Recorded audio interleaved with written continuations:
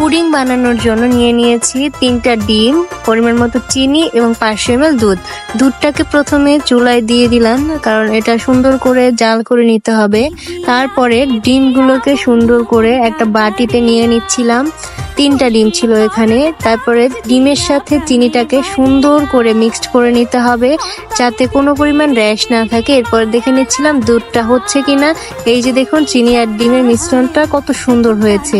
তারপরে একটা পাত্রে একটু চিনি দিয়ে আমি সুন্দর একটা কালার আনার জন্য পুডিং এর ক্যারামেল তৈরি করে নিচ্ছিলাম। এভাবে যখন কালার আসবে তখন বুঝে নেবেন হয়ে গিয়েছে। এখন ডিমের ইয়াটাকে আর দুধটাকে একসাথে মিক্সড করে তারপরে এই যে ক্যারামেল যেটাতে ছিল ওটাতে সুন্দর করে মিশ্রণটাকে ঢেলে নিতে হবে।